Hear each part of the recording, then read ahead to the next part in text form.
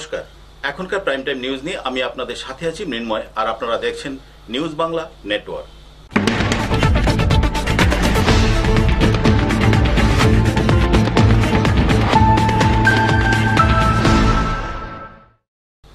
এখন খবর বিস্তারিত। জমি সংক্রান্ত বিবাদের জেরে দুই পরিবারের মধ্যে সংঘর্ষ। ঘটনা বাগবাসা থানাধীন জৈতাং এলাকায়। এই ঘটনায় বাগবাসা থানায় জনাতন হালামের বিরুদ্ধে মামলা দায়ের করেছেন তার কাকা ভাইদন নাজির হালাম। জায়গা জমি সংক্রান্ত বিবাদের জেরে দুই পরিবারের সংঘর্ষে উত্তপ্ত ধর্মনগর বাগবাসা থানাধীন জৈতাং এলাকা। ঘটনার বিবরণে জানা যায়, জৈতাংয়ের বাসিন্দা ভাইদন নাজির হালামের একটি বাগানের উপর জবরদখলের প্রয়াসে বিগত বেশ কিছুদিন যাবৎ বিবাদ করে চলেছে তারই ভাতিজা জনাতন হালাম। এমনকি এই বাগানের জায়গা দখল করতে গিয়ে বিগত কয়েক মাস পূর্বে নিজের খুড়তুতো বোন অর্থাৎ ভাইদন নাজির হালামের মেয়ে গীতা হালামকে ধর্ষণ করার চেষ্টা করে বলে অভিযোগ জনাতন হালামের বিরুদ্ধে। কিন্তু নিজের খুড়তুতো ভাইয়ের জন্য কাউকে কিছু বলেনি বা থানায় মামলাও করেনি গীতা হালাম। তবে বর্তমানে জানা গেছে ভাইদন নজির হালামের সুপুরি বাগান থেকে পাথারকান্দির হালাল উদ্দিন নামের এক ব্যবসায়ী প্রতি বছর সুপারি ক্রয় করে থাকেন। এবছরও তিনি কিছুদিন পূর্বে ওনার ক্রয় করা সুপারিগুলো নিয়ে যান। কিন্তু বিগত 12ই অক্টোবর সেই বিতর্কিত বাগানের মালিক ভাইদন নাজির হালামকে তার পাওনা টাকা দিতে এলে সেই সুপারি ব্যবসায়ী হালাল উদ্দিনকে অতর্কিতে মাঝ রাস্তায় আক্রমণ করে অভিযুক্ত জনার্থন হালাম। এমনকি তার কাছ থেকে টাকা ছিনিয়েও নিয়ে গেছে। পরবর্তীতে অভিযুক্ত জনাতন হালাম তার কাকা ভাইদন নাজির হালামের বাড়িতে গিয়ে তাদের সকলকে প্রাণে মেরে ফেলার হুমকি দেয়। বর্তমানে এই ঘটনায় ভাইদন হালাম ও ওনার পরিবারের সকলে আতঙ্কে দিন কাটাচ্ছেন এবং জনাতন হালামের বিরুদ্ধে বাগবাসা থানায় একটি মামলা করেছেন। এর আগেও জনাতন হালামের বিরুদ্ধে বাগবাসা পুলিশ ফাঁড়িতে মামলা করা হয়েছিল, কিন্তু পুলিশ কিছুই করেনি। আবারও জনাতন হালামের বিরুদ্ধে মামলা করা হয়েছে। এখন এ বিষয়ে বাগবাসা ফাঁড়ির পুলিশ কি পদক্ষেপ নেয়, এটাই দেখার বিষয়। 12 তারিখে ওই সলমন নামরিজের নামটা তা জানি না। 12 তারিখ এই মাসে 12 তারিখ, গত পরশু দিনের ঘটনা। পরশু দিনের ঘটনা কি হয়েছিল? আমি তো মাইদান তার নাম বাবা খার নাম নীরা ঠাকুর বাগানটা আমি নীরা ঠাকুর বাগানটা আমি কিনছি। মানে কি আসলো বাগানের মধ্যে? বাগানের মাঝে তো কেউ নাই না, কি আসলো? সুপারি কিনছি 3,85,000 টাকা দিয়া কিনিয়া আমি 2.5 লক্ষ টাকা আগে দিয়ে দিছি। 2 মাসের মতো দিয়ে দিছি।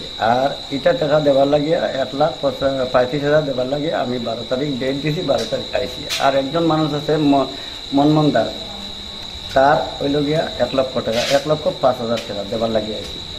আইয়া মনমোহন দাস কি বাগানে সুপারি বাগান, তার সুপারি বাগান কিনছি 1,35,000। আরেকজন ওই 2 জনের পয়সা দেবার লাগিও আমি আইছি। 12 তারিখ বিকালে অনুমান 2টা 2:30 ওরকম হইব ঘটনা। আইয়া জোর বাজার ডঙ্কিরামের ঘরের সামনে আমরা বইছি। তার লাগে আরও আলাপ আছে, আগে থেকে তার লাগে জানাশোনা চলাফেরা করি, বিজনেস করছি। আর ওখানে আইতাম খাওয়ার বাগানে পয়সা দেওয়া। তো ওই সময় সলমন গেছে স্কুটি গিয়া কোনো কথা মারছে না, না মাতিয়া আমার এই সাইডে 3টা বক্সিং প্রথম মারছে, মারিয়া মাটিতে ফেলাই দিচ্ছে। ফেলাইয়া তখন আমার পকেটের মধ্যে 1,35,000 আর তার 1,05,000 আসলো।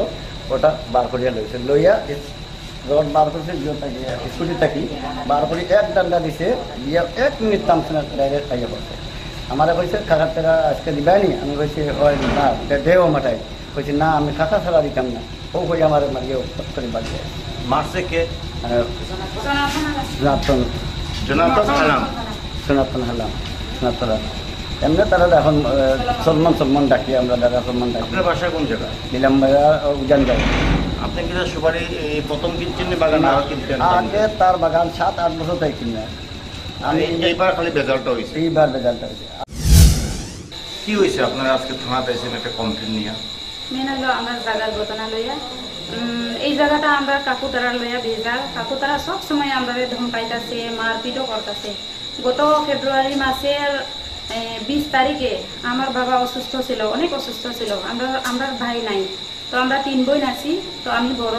তো আমার বাবা আমারে বাগানে যাইয়া ওই সময় ফেব্রুয়ারি মাসের 20 তারিখ লংচাক গাছে ছিল। তো বাবা বলছিল যে গ্রামের বাগানটা সাফ করাইতে আর লঙ্কাগুলি ফারিয়া বিক্রি করার জন্য আমার দায়িত্ব দিছে বাবাই, কারণ সে অসুস্থ ছিল। তো আমি বাগানে গেলাম, কামলা লয়ে গেছি। তারপরে ওইখানে আমার কাকুর ছেলে জনাথন হালাম ওইখানে আয়া মানে অনেক গুরুতরভাবে আমার উপরে অনেক অত্যাচার আয়া করছে। ওইখানে আমি আজকে পর্যন্ত ওই কথাটা কেউর কাছে খুললে কইছি না, যেটা আমি এই এখন কইতে চাই। আমি কেসও করছি ওই ব্যাপারে যে আমার ভাই আমারে মারপিট করছে কইয়া, কিন্তু মেন ঘটনাটা হইলো ওইখানে জঙ্গলের ভিতরে মানে আমার ভাই, নিজের ভাই, কাকাত্ত ভাই জনাথন হালাম আমার সাথে মানে রেপ করার চেষ্টা করছিল। তো কিন্তু আমি থানাতেও এটা কইছি না, কারণ কেন কইছি না, সে আমার ভাই, কাকাত্ত ভাই, সেই জন্য আমি কেউর কাছে কিচ্ছু কইছি না। তারপরে ওইখানে অনেক মানে আমি অনেক কষ্ট করে ওইখানে বাঁচিয়েছি। তারপরে অনেক ওইখান থেকে মানে আমি আমার ভাই তখন হয়েছে, ওইখান থেকে আমার গলা চেনও কাড়ে আনিছে, তারপরে আমার কানের রিংও কাড়ে আনিছে আমার ভাই ওইখান থেকে। জঙ্গলের ভিতরে ওখানে কোনো ঘর বাড়ি নাই, এদিকে সব দিকে বাগান। তো আমি যেমনি রকম ওইখান থেকে পালাই আইছি। তারপরে আমরা একটা গ্রামের আছে, ওই ভিসি প্রেসিডেন্টের কাছে আইলাম। ভিসি প্রেসিডেন্টের কাছে কইলাম যে আমি কি কেস করবো না কি করবো। তখন সে কইছিল যে না আমরা গ্রামে আগে বিচার করবো। তো গ্রামে বিচার আমি দিলাম। গ্রামে বিচার আমরা তার কারণে, জনাথন হালামের কারণে আমরা কোনো বিচার করলো না গ্রামে, কারণ তার একটা কথার লেগিয়া গ্রামের মানুষ মুরব্বীরা সবাই রাগ করিয়া আমরা মানে কেসটাই লইতে চাইলো না তারা। তখন আমারে সারিয়া দিছে কেস করার লেগিয়া। তো তারপরে আমি আইলাম, কেস করলাম 28 তারিখে। তো 28 তারিখে কেস করানোর পরে কোন ইয়ারে 28 তারিখ? এই বছরে 2020 ঘটনা ছিল ফেব্রুয়ারি মাসের 15 তারিখে। তো আমরা গ্রামে বিচার করতে করতে আমি কেস আয়া করছি, গ্রামের মুরব্বীরা আমরা সারছে। 28 তারিখে আমি কেস আয়া করছি এই বাগবাসা আউটপোস্টে। তো তখন থেকে কেস তো করছি, কিন্তু আমরা কি হয়েছে না হয়েছে আমরা কিচ্ছু জানি না। আমার বাবারে সব সময় জনাথন হালাম আর তার বাবা নেই তুংরাম হালামে সব সময় বাড়িতে দুঃখিয়া ধমকি দেয় যে তোমরা জায়গা সম্পত্তি তোমরা পাইতে পারতা না, এটা আমরা লেগিয়া, এটা মানে অনেক ধরনের মানে বাবারে মারপিট করণের লেগিয়া ধমকি দেই। তারপরে আমরা রাস্তাঘাটে মারণের লেগিয়া তারা ধমকি দেই, মানে বিভিন্ন। আমরা তো অসহায়। আপনার বাগানটা কোন জায়গা? বাগান আমরা জয়তাং গ্রামের 3 নম্বর ওয়ার্ডে দুইটা বাগান। আর তারপরে 3 নম্বর ওয়ার্ডে যেটা আছে এটা সুপারি লিচু বাগান। আর যেটা ঘটনা হয়েছিল ওইটা হইলো সুপারি আর লঙ্কা। আপনার কাকার নাম কিটা? কাকুর নাম কিটা? নেতুংরাম হালাম। বাবার নাম পবন রিং হালাম। আজকে কি হয়েছে? আজকে এখানে আইছি আবার, কারণ আমার বাবা ওই গত কয়েক বছর ধরিয়া একজন পাইকারির কাছে সব সময় সুপারিটা বছর হিসাবে বিক্রি করে। তো এই বছরে আমরা পাইকারি এখনো আছে তারা। তো এই পাইকারিরে কি করছে জনাথন হালামে মানে বারে ধমকি দিতেছে যে এই বাগানে গিয়া পাড়া দিও না, এই বাগান আমার। বারে ধমকি ফোনে দিতেছে।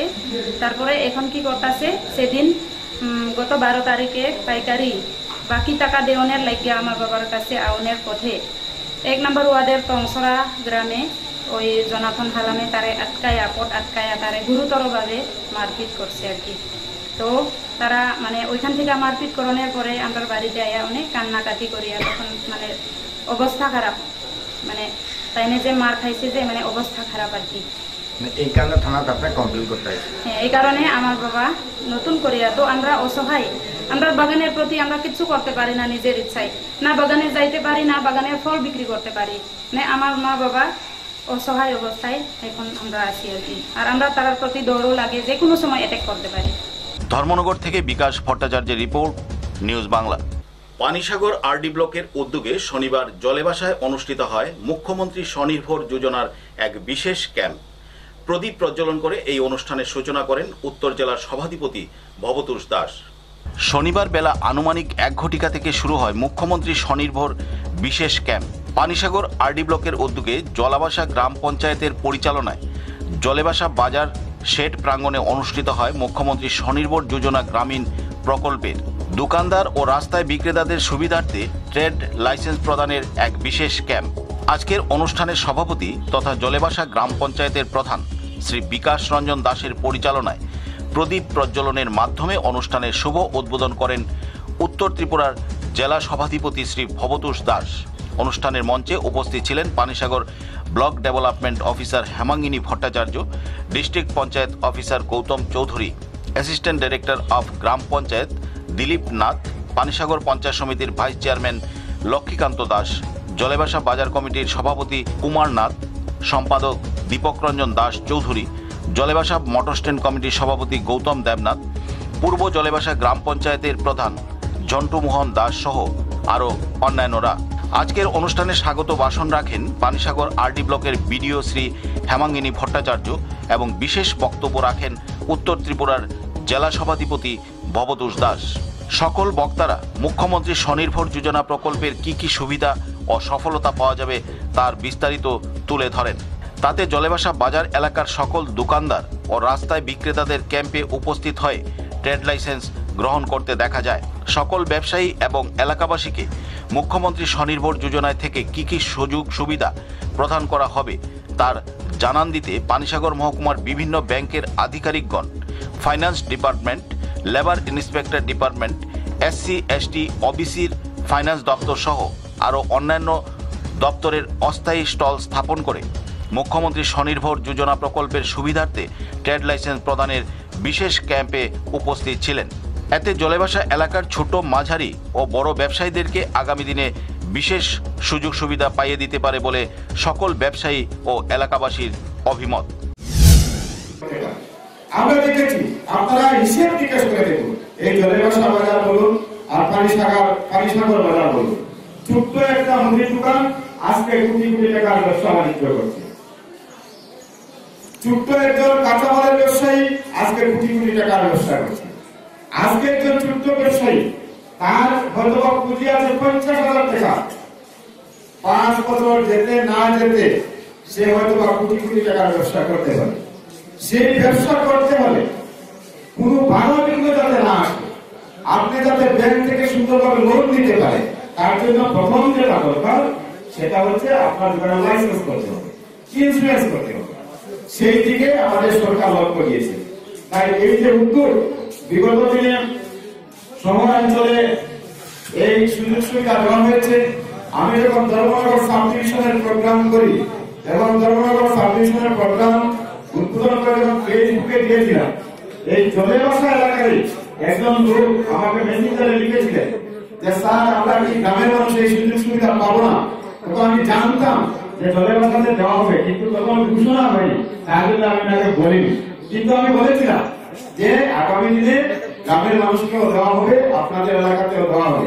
পানিসাগর প্রতিনিধি রিপোর্ট, নিউজ বাংলা।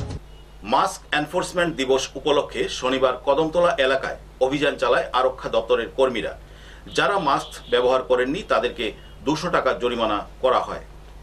বর্তমানে সমগ্র বিশ্ব জুড়ে চলছে করোনা ভাইরাসের প্রকোপ। এই ভাইরাস থেকে মুক্তি পাওয়ার জন্য সকলকে বিশেষ সচেতনতা অবলম্বন করতে হবে, যার মধ্যে রয়েছে দূরত্ব বজায় রেখে চলা। রাজ্য সরকারের নির্দেশ অনুযায়ী সারা রাজ্যের পাশাপাশি উত্তর জেলার কুর্তি কদমতলা বিধানসভায় আজ মাস্ক এনফোর্সমেন্ট দিবস পালন করা হয়, কারণ ইতিমধ্যেই রাজ্য সরকার ঘোষণা করেছিল চলতি মাসের প্রত্যেক শনিবার মাস্ক এনফোর্সমেন্ট দিবস পালন করা হবে। আজ সকাল থেকে কদমতলা ব্লকের ব্লক আধিকারিক কমল দেববর্মা সহ কদমতলা আরক্ষা দপ্তরের কর্মীরা এই অভিযানে নামেন। সরকারের নির্দেশ থাকা সত্ত্বেও যে সকল নাগরিক এই করোনা মহামারীতে মাস্ক ব্যবহার করছেন না তাদের কাছ থেকে জরিমানা আদায় করা হয়, অন্যথায় তাদের বিরুদ্ধে আইন অনুযায়ী ব্যবস্থা গ্রহণ করা হয়। আজ কুর্তি কদমতলা বিধানসভার অন্তর্গত কদমতলা বাজার এলাকায় মাস্ক এনফোর্সমেন্ট দিবস উপলক্ষে অভিযান চালানো হয়।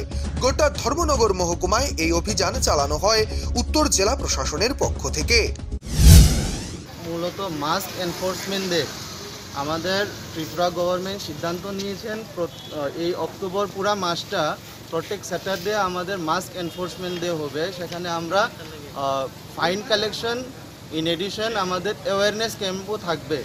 এই অ্যাওয়ারনেস ক্যাম্পেইনের মধ্যে আমাদের যে আগামী দিনে যে পুজোগুলো হচ্ছে সেটারই আমাদের একটা উদ্যোগ যে মাস্ক ছাড়া কেউ বের যেন না হয় বাড়ি থেকে, এবং বাড়ি থেকে মাস্ক ছাড়া যদি বের হয় তাদের ফাইন হতে পারে, সেটাই বার্তা দেওয়া। কদমতলা থেকে নিজস্ব প্রতিনিধির রিপোর্ট, নিউজ বাংলা। বিএসএফ এর হাতে আক্রান্ত এক ব্যক্তি, ঘটনা কমলাসাগর বিধানসভার মতিনগর এলাকায়। এই ঘটনার খবর পেয়ে ঘটনাস্থলে ছুটে যান কংগ্রেস সভাপতি পীযূষ কান্তি বিশ্বাস। সেখানে গিয়ে তিনি বিএসএফ এর কমান্ড্যান্টের সাথে কথা বলেন। বিএসএফ এর হাতে আক্রান্ত যুবকের ঘটনাকে কেন্দ্র করে তুমুল উত্তেজনা কমলাসাগর বিধানসভার মতিনগর সীমান্ত এলাকায়। শনিবার দুপুরবেলা ছুটে আসেন রাজ্য প্রদেশ কংগ্রেসের সভাপতি পীযূষ কান্তি বিশ্বাস, রাজ্য সংখ্যালঘু কংগ্রেস সেলের চেয়ারম্যান জয়দুল হোসেন, কমলাসাগর ব্লক কংগ্রেস সভাপতি চিত্ত সূত্রধর সহ অন্যান্যরা। ওরা এসে তারকাটা বেড়ার ওপারে জনগণের সঙ্গে কথা বলেন, তাদের অভাব অভিযোগ শুনেন। পরবর্তী সময়ে কোম্পানি কমান্ডারের সঙ্গেও কথা বলেন তারা। যে আপনার 98 যে গেটটা আছে বর্ডার ফেন্সিং এর, ওইখানের ওইদিকে প্রচুর লোক, গরিব লোক যারা দিন আনে দিন খায়, ওইখান থেকে এইদিকে আসতে পারলে শ্রম দিয়েই এখানে কেউ বাড়িতে কাজ করে, কেউ রঙের কাজ করে, কেউ রিক্সা চালায়। এটাই তাদের একমাত্র সোর্স অফ লাইভলিহুড। বাঁচার জন্য ওদের এটাই হলো একমাত্র সম্ভব। তো ওরা ওই দিক থেকে আসতে পারে না, আসতে না পারাতে ওরা কোনো কাজ, ওদের ওইখানেও কোনো সোর্স অফ বা এমন কোনো ল্যান্ড নাই যেটা পড়ে তারা জীবন নির্বাহ। সরকারি রেশন দেয়, এটা সাফিসিয়েন্ট না। তো তারা যে কাজ করে যে নিজেরা জীবন বাঁচাইতেও, এবং আমি শুনলাম ওইখানে তাদের অনেক ছেলে মেয়ে যারা স্কুলে পড়াশোনা করে তারাও আসতে পারে না, এখানে বর্ডারটা খুলে না। সেই জন্য ইয়ানে যিনি আধিকারিক আছেন, আমি এখানে গ্রামবাসীর সঙ্গে আলাপ করলাম, মানুষগুলি চিৎকার করে কাঁদতে আছে। এগুলি যে বেশি দিন এই ওমরাগুলি এগুলি মরে যাবে, এগুলি বাঁচবে না অবস্থায়। সেই জন্য আমি আধিকারিকদের এখানে অনুরোধ করেছি, কিছু কিছু ক্ষেত্রে ওনারা এগ্রি করেছেন রিল্যাক্সেশন। বাকিটা আমি যে অথরিটি কাছে যাওয়ার, যাতে গেটটা যাতে বেশিক্ষণের জন্য ওপেন থাকে, মানুষ যাতে অসুস্থ। আবার এই পারে অনেকের আছে জায়গা জমি, ধানি জমি ওইখানে আছে, সবগুলি নষ্ট হয়ে যাচ্ছে, ওদেরকে যেতে দিচ্ছে না। এইগুলি যেতে গেলে এখান থেকে লেবার নিয়ে যেতে হয়, লেবার নিয়ে দিতেছে না, শুধু মালিকের পাস দিলে তো কিচ্ছু হবে না। এদের সঙ্গে যারা এখানে কাজ করে তাদেরকে যাওয়ার পারমিশন দিতে হবে। ওখানে যারা আছে ওদেরকে এখানে আসতে হবে, কাজ করতে হবে, তারপরে জীবন বাঁচবে। কোনোটাই দিচ্ছে না। তো আমি ওনাদের এখানে যিনি আধিকারিক গেটে আছেন, ওনার সঙ্গে আমি আলাপ করেছি, অনুরোধ করেছি। উনি বলেছেন ওনার এখতিয়ারের মধ্যে যতটুকু আছে এখন থেকে করবেন। কমলাসাগর থেকে নিজস্ব প্রতিনিধির report, news Bangla. Tripura medical কলেজে ফি বৃদ্ধির প্রতিবাদে শনিবার এনএসইউ এর পক্ষ থেকে ডিরেক্টর অফ মেডিকেল এডুকেশনের কাছে এক স্মারকলিপি প্রদান করা হয়। এর নেতৃত্বে ছিলেন ছাত্রনেতা সম্রাট রায়। রাজ্যের ছাত্রছাত্রীদের স্বার্থ সুরক্ষিত রাখতে সর্বদাই জাগ্রত ছাত্রনেতা সম্রাট রায়। ত্রিপুরা মেডিকেল কলেজে ফিস বৃদ্ধির প্রতিবাদে রাজ্য এনএসইউআই এর লড়াকু ছাত্রনেতা সম্রাট রায়ের নেতৃত্বে শনিবার ডাইরেক্টর অফ মেডিকেল এডুকেশনের কাছে বর্ধিত ফিস প্রত্যাহারের দাবিতে একটি স্মারকলিপি প্রদান করা হয়। ছাত্রনেতা সম্রাট রায় জানান, অবিলম্বে ছাত্রছাত্রীদের স্বার্থে বর্ধিত ফিস প্রত্যাহার না করলে রাজ্য জুড়ে এনএসইউআই ছাত্রছাত্রীদের স্বার্থ সুরক্ষিত রাখতে বৃহত্তর আন্দোলন গড়ে তুলবে। আপনারা জানেন যে টিএমসি মেডিকেল কলেজের ফিস বৃদ্ধি হয়েছে। ডাইরেক্টর অফ মেডিকেল এডুকেশন চিন্ময় স্যারের সাথে আমরা দেখা করার জন্য আজকে এসেছি। আমরা ওনার কাছে গতকালকে সময় নিয়েছি কথা বলার জন্য। আজকে যে বিষয়ে আপনারা জানেন 2017 সালে ছিল মেডিকেল কলেজের ফিস 21 লক্ষ টাকা, 2018 সালে ছিল 19 লক্ষ টাকা, 2020 সালে মানে এই বছর বাড়িয়েছে 14 লক্ষ টাকা। 1,54 লক্ষ টাকা হয়েছে ইন টোটাল 4.5 বছর মেডিকেল কলেজের ফিস। তাই আজকে আমরা এখানে কথা বলতে এসেছি। আমাদের দাবি এটা প্রত্যাহার করতে হবে। যদি প্রত্যাহার না করে আমরা, যেহেতু এখন সামনে পূজা ফেস্টিভ্যাল, দুর্গাপূজা, পূজার পরে কিন্তু আমরা রাজ্যে মেডিকেল কলেজে আমরা বন্ধ করব। আগরতলা থেকে নিজস্ব প্রতিনিধির রিপোর্ট, নিউজ বাংলা। বর্তমান করোনা পরিস্থিতিতে শিক্ষা দপ্তরের নিয়ম নীতিকে না মেনে দশম শ্রেণীর ছাত্রছাত্রীদের প্রিটেস্ট পরীক্ষা নেওয়া হচ্ছে। ঘটনা তেলিয়ামুড়ার আনন্দমার্গ উচ্চ বিদ্যালয়ের। এই ঘটনায় চাঞ্চল্য দেখা দিয়েছে অভিভাবক মহলে। রাজ্য শিক্ষা দপ্তরের নিয়ম নীতিকে অবজ্ঞা করে তেলিয়ামুড়া আনন্দমার্গ উচ্চ বিদ্যালয়ে দশম শ্রেণী ছাত্রছাত্রীদের প্রিটেস্ট পরীক্ষা নেওয়া শুরু হলো শনিবার দুপুর 12টা থেকে। যদিও স্কুল কর্তৃপক্ষের বক্তব্য, লকডাউনের সময়কালে এবং বর্তমান অনলাইনের মাধ্যমে ছাত্রছাত্রীরা বাড়ি ঘরে কতটা পড়াশোনা করছে সেই ব্যাপারে ছাত্রছাত্রীদের একটা প্রস্তুতি পরীক্ষা নিচ্ছেন তারা। কিন্তু স্কুলের একটি আভ্যন্তরীণ সূত্রে জানা গিয়েছে দশম শ্রেণীর ছাত্রছাত্রীদের স্কুলে এসে প্রিটেস্ট পরীক্ষা দিতে হচ্ছে। রাজ্য সরকারের নির্দেশ অনুযায়ী 5 অক্টোবর থেকে স্কুল খুললেও ছাত্রছাত্রীরা অভিভাবকের মতামত নিয়ে স্কুলে যেতে পারবে।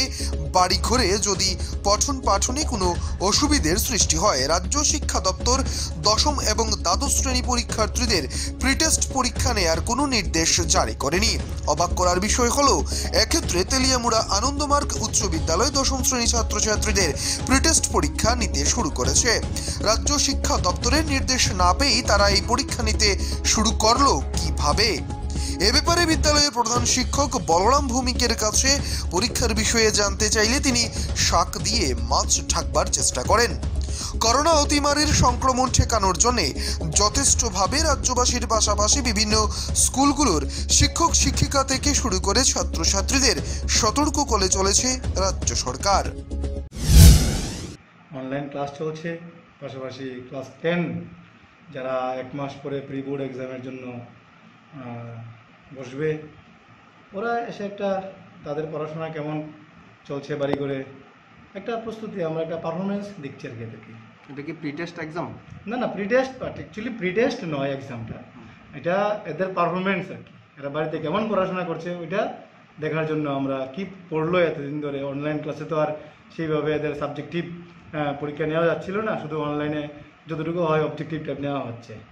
আমাদের কাছে যে খবর আছে সেটা প্রিটেস্ট এক্সাম হচ্ছে আপনাদের স্কুলে, যতটুকু খবর আমাদের কাছে আছে। এটা শুধু বাচ্চাদেরকে একটা বলার জন্য, যাতে বাড়িতে পড়াশোনা করে, এই জন্য ওদেরকে একটা আমরা বলি এরকম যে তোমাদের কিন্তু ইয়ে হবে। এখন তো প্রিটেস্ট টার্মই নেই। স্যার, যে এক্সামগুলো হচ্ছে বা আপনারা যে নিয়েছেন, যে প্রস্তুতিটা নিয়ে, সেটা আগাম কোনো প্রশাসনকে জানিয়েছেন বা আগাম এরকম কোনো কিছু অর্ডার নিয়েছেন কি আপনারা? না, এটা তো গভর্নমেন্ট অর্ডারই আছে, 5 তারিখের পরে স্টুডেন্ট 19 স্কুলে আসবে। না, এটা তো আপনাদের এক্সাম হচ্ছে আপনাদের স্কুলে, আমাদের তো ক্যামেরার মধ্যে উঠে এসেছে এক্সাম হচ্ছে। না, এক্সাম বলতে কি, আমরা প্রশ্ন, আপনাদের প্রশ্ন আছে স্টুডেন্টের কাছে। না, সেটা তো ছাপানোটাও আছে। না, সেটা তো আমরা দেখলাম যে, আমি তো বললামই আপনাকে, যেটা এই যে বাচ্চাদের পারফরমেন্স নেওয়ার জন্য নেওয়া হচ্ছে, এটা তো আমরা নিতেই পারি। আর 5 তারিখ থেকে বলছে 9-10 স্কুলে আসার জন্য, যেহেতু ওদের ডিস্টেন্স মেনটেন করে আমাদের ডিজাস্টার ম্যানেজমেন্টের আইনে যত ধরনের রুল আছে সব মেনটেন করে, মাস্ক, স্যানিটাইজিং, থার্মাল স্ক্রিনিং করে বাচ্চাদেরকে এখানে বসানো। এখানে তো এটা তো বেসরকারি স্কুল, তাই তো?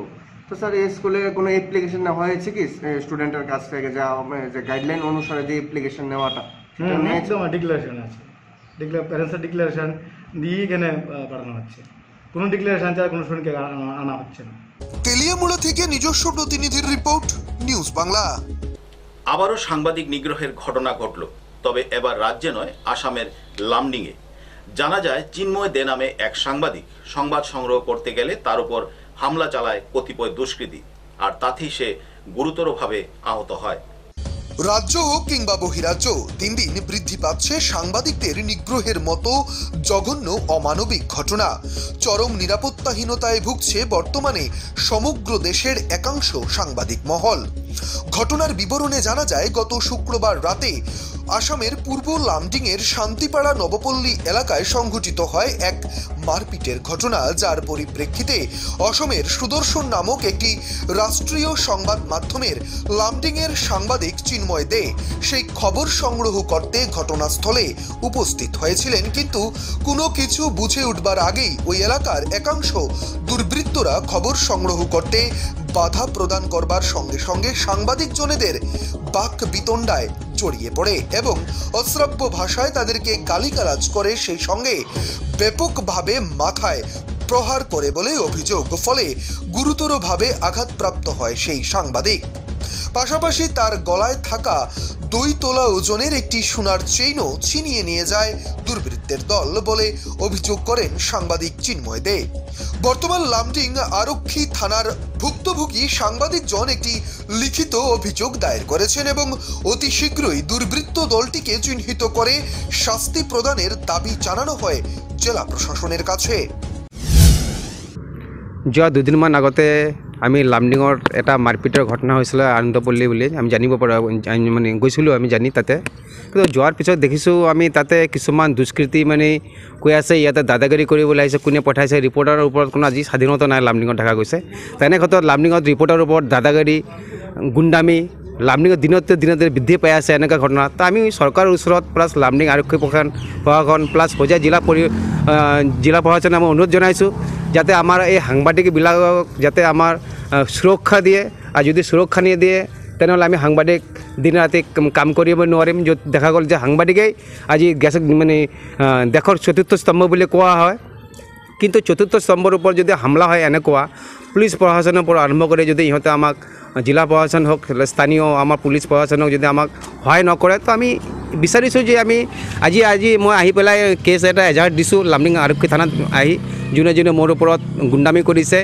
ৰাতি মোক অকলে পাই মোৰ কেমেৰা ভাঙি লৈ গৈছে, মোৰ গলাৰ এটা চেইন আছিলে, চেইনখন মোৰ হেৰাই গ'ল। তো মোৰ বিশ্বাস আছে, দৃঢ়তা বিশ্বাস আছে লামডিং প্ৰশাসনৰ ওপৰত আৰু জিলা প্ৰশাসনৰ ভিতৰত যে অতি সোনকালে আৰক্ষীক কৰায়ত্ব কৰিব বুলি মই লামডিং প্ৰশাসনৰ অনুৰোধ জনাইছোঁ। আসামের লামডিং থেকে নিজস্ব প্রতিনিধির রিপোর্ট, নিউজ বাংলা। করিমগঞ্জ জেলার রাতাবাড়ি ও পাথারকান্দির সীমান্ত এলাকায় মিজোরাম সরকারের অনৈতিক জমি দখল নিয়ে উত্তেজনা বিরাজ করছে সীমান্ত এলাকায়।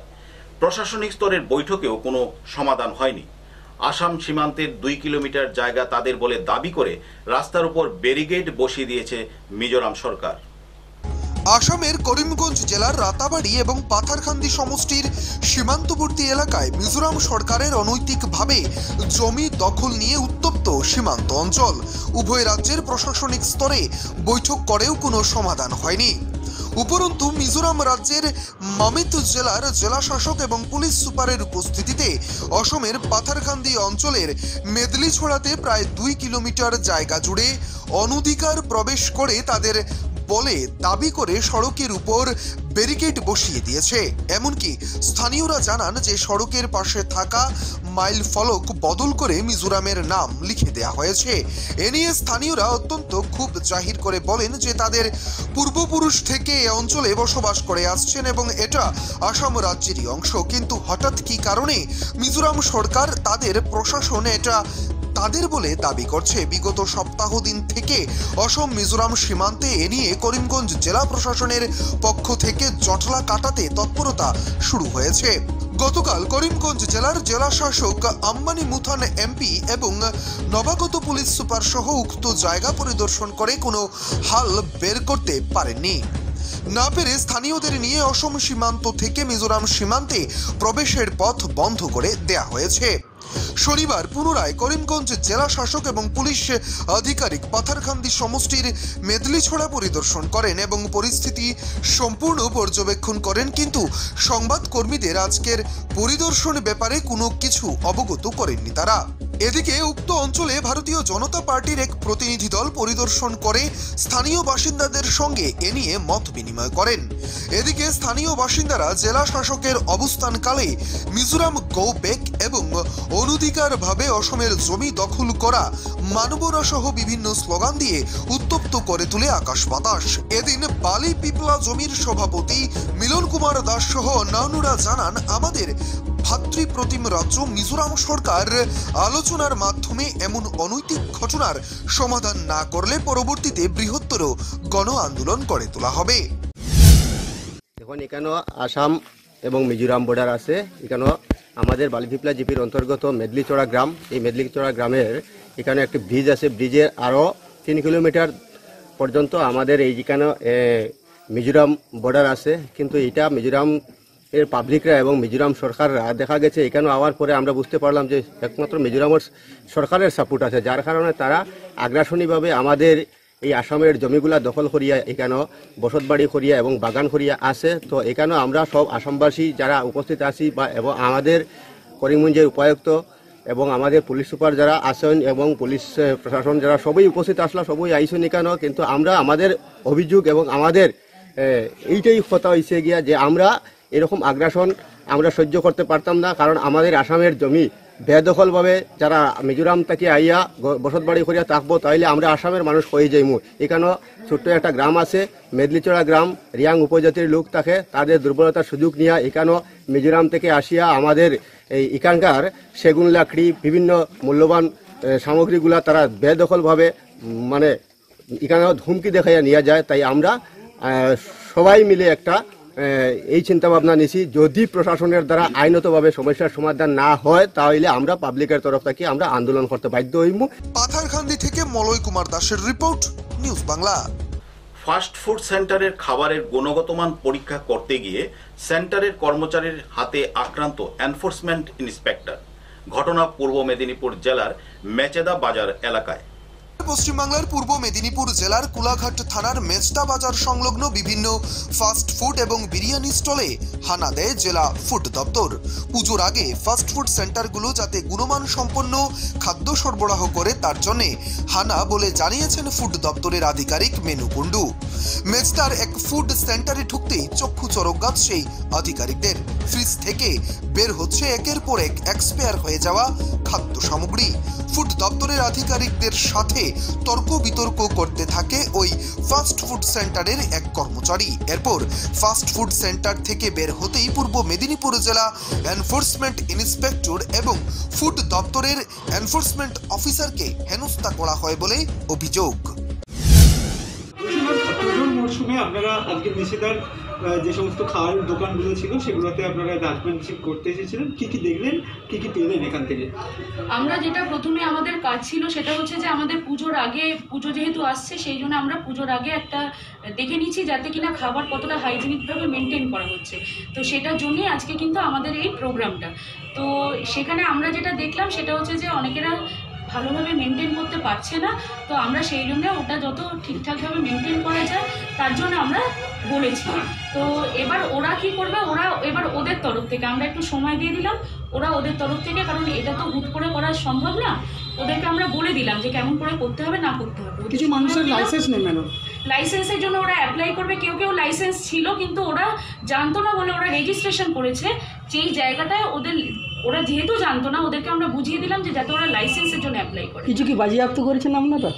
বাজেয়াপ্ত আমরা কিন্তু কিছু করিনি, সেই জন্য আমাদের এখানে এই জিনিসটা নিয়ে কিছু অ্যাকচুয়ালি কিছু যে প্রোডাক্টগুলো ইউজ করছে, কিছু ইনগ্রিডিয়েন্টস র মেটেরিয়াল, তো তার মধ্যে যেগুলো প্যাকেট প্রোডাক্ট ছিল যেগুলো মানে without manufacturing date, without FSSAI license ছাড়া যে প্রোডাক্টগুলো ইউজ করতে পারে না এমন কিছু দোকানে পাওয়া গেছে, সেগুলো আমরা ওখানে ড্রেন করে দিয়েছি। পূর্ব মেদিনীপুর থেকে প্রসেনজিৎ রায়ের রিপোর্ট, নিউজ বাংলা। এ যেন এক অদ্ভুত রোগ। দেহ থেকে মাথা বড় এক শিশুর, তার নাম তানিশা। যত দিন যাচ্ছে তার মাথা আরো বড় হচ্ছে। এই রোগের চিকিৎসা সম্ভব হলেও অর্থের অভাবে চিকিৎসা করতে পারছেন না অসহায় পরিবার। ঘটনা মালদা জেলার হরিশ্চন্দ্রপুরের কুয়ামারি গ্রামের। তানিশার ভবিষ্যৎ নিয়ে অনিশ্চয়তার আশঙ্কায় দিন কাটাচ্ছে অসহায় বাবা মা। মালদা জেলার হরিশ্চন্দ্রপুর 1 নং ব্লকের হরিশ্চন্দ্রপুর গ্রাম পঞ্চায়েতের কুয়ামারি গ্রামের শিশু তানিশা হাইড্রোসেফালাস রোগে আক্রান্ত হয়ে দুর্বিষহ জীবনযাপন করছে। তানিশার এখন বয়স মাত্র 13 মাস। জন্মের কিছুদিন পর থেকেই এই রোগ যন্ত্রণা নিয়ে এগিয়ে যাচ্ছে এক অনিশ্চিত ভবিষ্যতের দিকে। মাথার ওজন শরীরের ওজনের থেকে বেশি। মাথার ভারে বিছানা থেকে উঠতে পারছে না ছোট তানিশা। দুই পাশে রয়েছে একটি করে ঘা, যার ব্যথা যন্ত্রণা সবসময় ছটফট করতে থাকে 13 মাসের এই ছোট্ট শিশুটি। স্থানীয় হরিশ্চন্দ্রপুর গ্রামীণ হাসপাতালের চিকিৎসকরা জানিয়েছেন এই রোগের এখানে কোনো চিকিৎসা নেই। চিকিৎসা সম্ভব হলেও কলকাতায় নিয়ে যেতে হবে। কিন্তু তানিশার বাবা উজির হোসেন পেশায় একজন দিনমজুর। এলাকার ইটভাটায় শ্রমিকের কাজ করেন তিনি। কখনো আবার ভিন রাজ্যে যেতে হয় কাজের খুঁজে। হরিশ্চন্দ্রপুরের কোয়ামারিতে রাস্তার ধারে এক চিলতে টালির ছাউনির এক কামরার ঘরে বয়স্ক বাবা মা স্ত্রী কন্যাকে নিয়ে কোনোভাবে থাকেন উজির হোসেন। মেয়েকে বাইরে নিয়ে গিয়ে চিকিৎসা করানোর সামর্থ্য নেই, কারণ যা উপার্জন হয় দিনমজুরি করে তা দিয়ে সংসার চালানো কঠিন হয়ে পড়ে। স্বাস্থ্য সাথীর কার্ড থাকলেও কোথায় গেলে ফ্রিতে চিকিৎসা হবে তাও জানা নেই সঠিকভাবে। উজির হোসেনের স্ত্রী রাজিয়া বিবি জানান, সুস্থ স্বাভাবিকভাবে জন্ম হয়েছিল ওনার মেয়ের, কিন্তু জন্মের কয়েক মাস পর থেকে মাথার পেছনে ফুলে যেতে থাকে। এই রোগ সম্পর্কে তাদের কিছু জানা ছিল না। স্থানীয় ডাক্তারদের দেখানো হয়, তারাও কিছু বুঝতে পারেননি। 4 মাস পর থেকে মেয়ের মাথা বড় হতে থাকে। হরিশ্চন্দ্রপুর গ্রামীণ হাসপাতালের চিকিৎসকরা জানিয়েছেন, কলকাতায় নিয়ে গিয়ে অস্ত্রোপচার করাতে হবে। চিকিৎসা না করাতে পারলে মেয়েকে বেশি দিন বাঁচানো যাবে না। এই কথা বলতে বলতে কেঁদে ওঠেন রাজিয়া বিবি। বলেন, বেঁচে থাকার ইচ্ছেটাই চলে গিয়েছে আমাদের। জন্মতে ছোট ছিল, তারপরে মাথাটা বেড়ে যাচ্ছে, আস্তে আস্তে অনেক বড় হয়ে যাচ্ছে। তো আমরা গরিব মানুষ, তাই আমাদের কিছু দেখাতে পারছি না, তাই আমরা সরকারের কাছে কিছু অনুরোধ। আমার স্বামী ওরকমই করতে পারছে না, কোথায় নিয়ে যেতে পারছি, তাই আমরা বলছি। কি অসুখ আছে আপনার মেয়ের? অসুখ, মাথাটা বেড়ে যাচ্ছে। এটা কতদিন আগে সেই অসুখটা ধরা পড়ে? অসুখটা প্রায় 10-11 মাস থেকে বেড়ে যাচ্ছে, কিন্তু ডাক্তার দেখিয়েছি, তো অন্য কোথায় নিয়ে যেতে পারিনি, বড় জায়গাতে এরকম নিয়ে যাচ্ছি, যেখানে হচ্ছে ওখানে নিয়ে যেতে পারছি না টাকার সমস্যার জন্য। হরিশ্চন্দ্রপুর গ্রামীণ হাসপাতালের চিকিৎসক অমল কৃষ্ণ মণ্ডল জানান, এই রোগের তেমন কোনো চিকিৎসা নেই, এখানে তো কিছুই নেই। কলকাতায় পিজি বা মেডিকেল কলেজে গেলে চিকিৎসা হতে পারে। চিকিৎসার পরও কতদূর কি হবে সঠিকভাবে জানা নেই। রোগটা সেরে গেলেও হয়তো মাথার ফোলাটা পুরোটা কমে না, নিউরোলজিক্যাল ট্রিটমেন্ট করতে হবে। মাথায় সেরিব্রোস্পাইনাল ফ্লুইড জমে রয়েছে, যার জন্য মাথা ওইভাবে ফুলে থাকে। ওটা জন্ম থেকেই ফোলা, ওটা হচ্ছে তোমার হাইড্রোকেফালাস, মানে ব্রেনের মধ্যে জল জমে আছে। ওটা যত দিন যাবে তত আস্তে আস্তে বড় হবে, ঠিক আছে। ওর তেমন কিছু ট্রিটমেন্ট নেই, আর ট্রিটমেন্ট করতে গেলে নিউরোলজিক্যালি সেগুলো করতে হবে তোমার এতে গিয়ে পিজি বা কলকাতায় গিয়ে। আমাদের এখানে ও কোনো ট্রিটমেন্ট এমনি হয় না। দু একজন অনেক দিন পর্যন্ত বেঁচেও যায়, কিন্তু খুব ওই মাথা ফোলা ব্যাপারটা ওটা থাকেই, ওটা একদম ঠিক হয় না। এই ট্রিটমেন্ট করলে কি সেরে উঠতে পারবে সেই শিশুটি? সেটা আমি জানি না, আধুনিক ট্রিটমেন্টে এখনও তো আমার জানা নেই, কিন্তু সাধারণত ওই রকম অবস্থায় থাকে। আচ্ছা, ওদের তেমন কিছু ট্রিটমেন্ট আমার জানা নেই। মালদা জেলা পরিষদের শিশু, নারী ও ত্রাণ কর্মাধ্যক্ষা মার্জিনা খাতুন বলেন, এই শিশুটির কথা তিনি শুনেছেন। জেলা স্বাস্থ্যকর্তা এবং জেলা শাসকের দৃষ্টি আকর্ষণ করবেন এই বিষয় নিয়ে। শিশুটির বাড়ি গিয়েও তিনি দেখা করে আসেন। এই ব্যাপারটা আমি শুনেছি কাওয়ামারির, আমাদের হরিশ্চন্দ্রপুর 1 নম্বর ব্লকের অন্তর্গত কাওয়ামারি গ্রামে একটা বাচ্চা, ছোট বাচ্চা, মাথাটা খুব বড়, এটা শুনেছি এবং খুব দুঃখজনক এটা ব্যাপার। আর আমি যেহেতু শিশু নারী জনকল্যাণ ত্রাণ কর্মাধ্যক্ষ, সেই হিসাবে আমি অবশ্যই আমার যে মালদার আমাদের সিওমের সাহেব আছেন এবং ডিএম সাহেব আছেন, ওনাকে আমি ওনার দৃষ্টি আকর্ষণ করব। চিকিৎসা সম্ভব জেনেও হাত গুটিয়ে বসে থাকতে হচ্ছে উজির হোসেনকে, কারণ লক্ষ লক্ষ টাকা খরচের সামর্থ্য যে তার নেই। আর্থিক অভাবের কারণে চোখের সামনে মেয়েকে মরতে দেখতে হবে তার। অনিশ্চয়তার আশঙ্কায় দিন কাটছে অসহায় বাবা মায়ের। মালদা প্রতিনিধি রিপোর্ট, নিউজ বাংলা। এখনকার মতো প্রাইম টাইম নিউজ এ পর্যন্তই। আমাদের পরবর্তী সংবাদ দেখার জন্য চোখ রাখুন নিউজ বাংলার পর্দায়।